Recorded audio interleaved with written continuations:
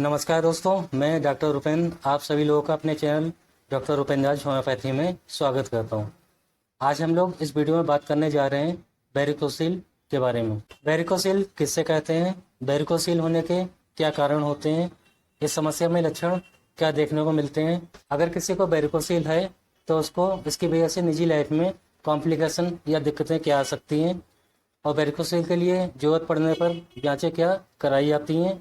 इसके साथ में हम लोग बात करेंगे कि वेरिकोसील की समस्या को ख़त्म करने के लिए कौन कौन सी होम्योपैथिक मेडिसिन होती हैं।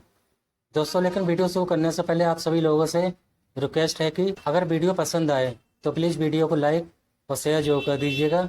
अगर आप लोग चैनल पर पहली बार आए हैं तो प्लीज़ चैनल को सब्सक्राइब करके बेल आइकन को जरूर प्रेस कर दीजिएगा, जिससे कि मेरे आने वाले सभी वीडियो का नोटिफिकेशन आप लोगों को मिलता रहे। दोस्तों, शुरू करते हैं आज का वीडियो वेरिकोसील। सबसे पहले हम लोग बात करेंगे कि आखिर वेरिकोसील होता क्यों है।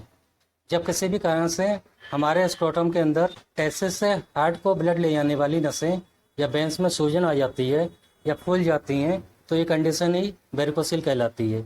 अब हम लोग बात करेंगे कि ऐसा होता क्यों है। हम लोगों की बॉडी में दो तरीके की ब्लड वेसल्स होती हैं, आर्टरीज और वेंस। आर्टरीज हम लोगों के हार्ट से प्योर ब्लड बॉडी के सभी पार्ट तक ले जाती हैं, और वेंस हम लोगों के सभी बॉडी पार्ट से इम्प्योर ब्लड हार्ट तक ले जाती हैं।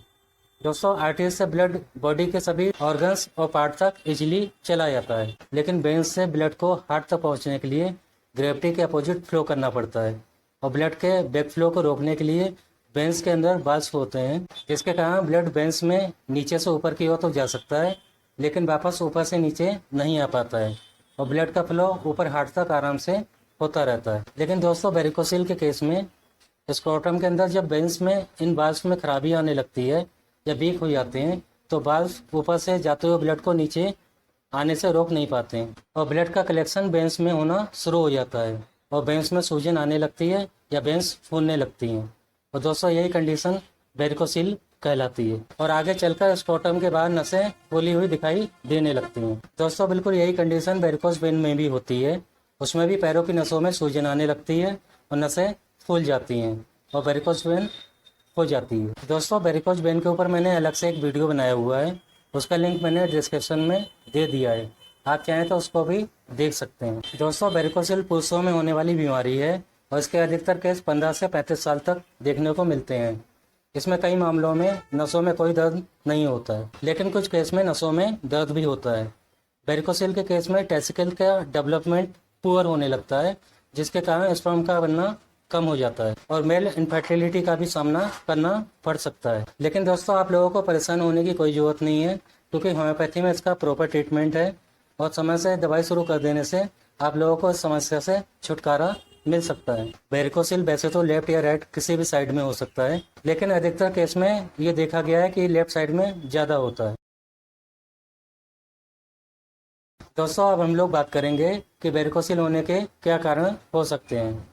वैसे तो अभी तक मेडिकल साइंस में ये चीज़ क्लियर नहीं हो पाई है कि वेरिकोसील होता क्यों है या इसके होने का सबसे मेन कारण क्या है, लेकिन अधिकतर केस में ये देखा गया है कि जो लोग जिम जाते हैं और बिना सपोर्टर पहने भारी वजन उठाते हैं तो उनमें समस्या देखने को मिल सकती है, या फिर वो लोग जो भारी वजन उठाने का काम करते हैं और जिसके कारण लोअर एब्डोमेन में ज़्यादा तनाव होने से वेरिकोसील होने के चांस बढ़ जाते हैं। कई केस में स्क्रोटम में चोट लगने के कारण भी वेरिकोसील की समस्या देखने को मिल सकती है। अगर एज की बात करें तो ये किसी भी एज में हो सकती है, लेकिन 15 से 35 साल के बीच में ये ज़्यादा कॉमन होती है। दोस्तों, अब हम लोग बात करेंगे कि आप लोग कैसे पहचानेंगे कि आपको वेरिकोसील की प्रॉब्लम है कि नहीं, या आपको वेरिकोसील की समस्या में सिम्टम क्या देखने को मिलेंगे। दोस्तों, वेरिकोसील के शुरुआती स्टेज में कई मामलों में लक्षण नहीं पता चल पाते हैं, लेकिन समय बीतने के साथ में पेशेंट को कुछ सिम्टम आने लगते हैं, जैसे कि नसों में सूजन आना शुरू हो जाती है और नसें फूल जाती हैं। कई मामलों में नसों में सूजन जिग जैग शेप में यानी कि टेढ़े मेढ़े शेप में भी देखने को मिलती है। वेरिकोसील में कुछ मामलों में दर्द नहीं भी होता है, लेकिन अधिकतर पेशेंट में इसका दर्द हल्के से तेज भी हो सकता है।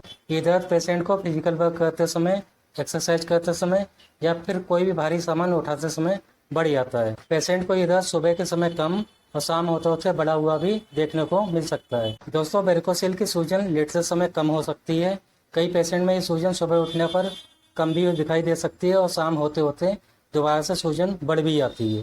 ऐसा इसलिए होता है कि जब हम लोग लेटते हैं तो बॉडी हॉरिजॉन्टल पोजीशन में होने के कारण वेन्स के अंदर ब्लड का फ्लो इजीली होने लगता है और ब्लड का फ्लो ग्रेविटी के अपोजिट नहीं करना पड़ता है और वेन्स में खून का जमाव नहीं हो पाता है, जिसके कारण स्वेलिंग कम होने लगती है। इसी कारण सूजन सुबह कम हो जाती है। वेरिकोसिल के केस में स्क्रोटम के अंदर वेन्स का गुच्छा बनने लगता है और टच करने पर ये पता भी चलता है।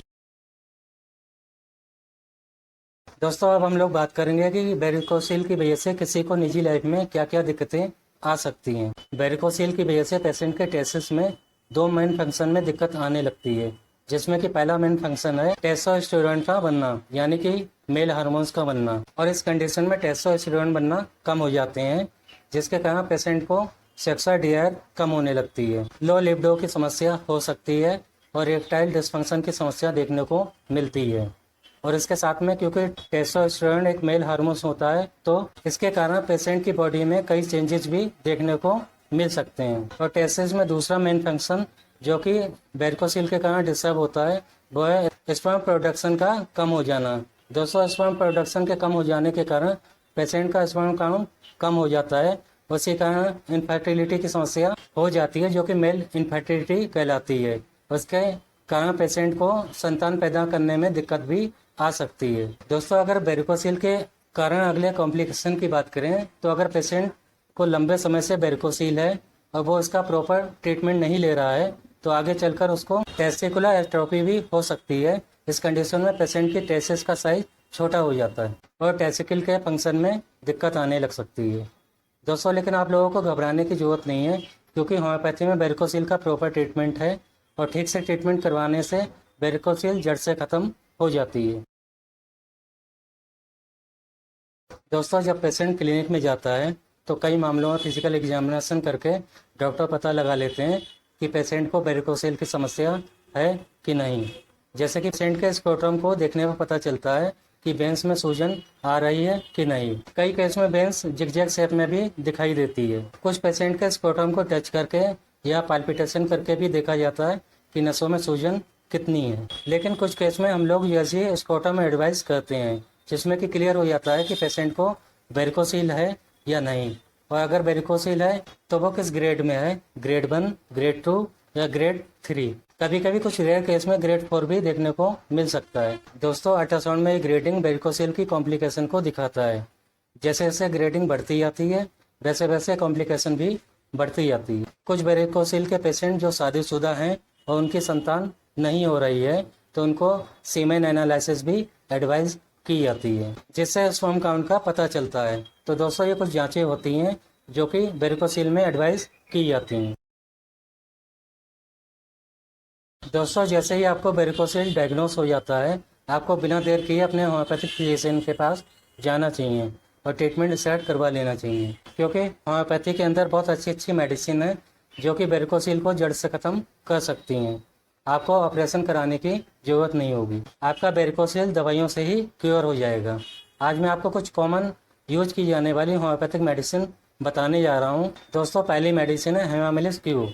दोस्तों ये मेडिसिन वेन्स में सूजन, उसकी वजह से दर्द की समस्या को दूर करने के लिए एक बहुत ही अच्छी मेडिसिन होती है और इस मेडिसिन की मदद से ब्लड का सर्कुलेशन भी ठीक होने लगता है, जिसके कारण स्वेलिंग में काफ़ी आराम देखने को मिलता है। हेमामिलिस क्यू की 10-10 बूंदे आधे कप गुनगुने पानी के साथ दिन में 3 बार लेने से आराम देखने को मिलता है।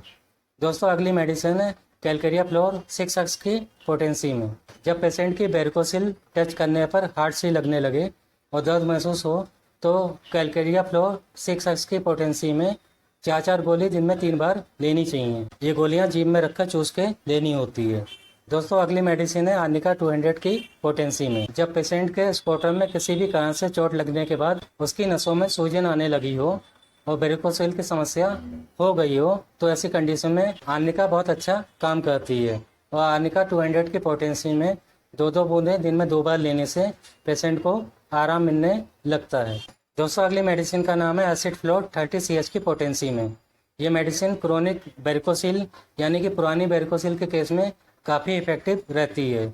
इस मेडिसिन की 2-2 बूंदें दिन में 3 बार लेने से पेशेंट को आराम मिलने लगता है। दोस्तों आप लोगों को अगर अपने सिम्टम के अनुसार मेडिसिन लेने में दिक्कत हो तो मैं एक पेटेंट मेडिसिन बताने जा रहा हूँ जिसका वेरिकोसील में काफ़ी अच्छा इफेक्ट देखने को मिलता है। उस मेडिसिन का नाम है डॉक्टर रेगबैक कंपनी की R42 ड्रॉप्स, जिसको वेरिकोसिस ड्रॉप भी कहते हैं। 200 इस ड्रॉप की 15-15 बूंदे आधे कप पानी के साथ में दिन में 3 बार लेनी होगी और कम से कम आपको 2 से 3 महीने तक कंटिन्यू करनी होगी। दोस्तों, ये कुछ कॉमन मेडिसिन थी जो कि होम्योपैथिक फिजिशियन के द्वारा अधिकतर केस में यूज की जाती। लेकिन दोस्तों, आप लोग प्रॉपर ट्रीटमेंट के लिए अपने नज़दीक के होम्योपैथिक फिजिशियन से भी मिल सकते हैं, क्योंकि होम्योपैथी में कई ऐसी मेडिसिन होती हैं जो कि वेरिकोसील की समस्या क्योर करने में सहायक होती हैं और ये मेडिसिन सिम्टम के आधार पर हर पेशेंट की अलग अलग भी हो सकती हैं। दोस्तों, ये था आज का टॉपिक वेरिकोसील। उम्मीद है आपको पसंद आया होगा। अगर पसंद आया तो दोस्तों प्लीज़ वीडियो को लाइक, शेयर और चैनल को सब्सक्राइब करके बेल आइकन जरूर प्रेस कर दीजिएगा, जिससे कि मेरे आने वाले वीडियो आप तक सबसे पहले पहुंच सकें।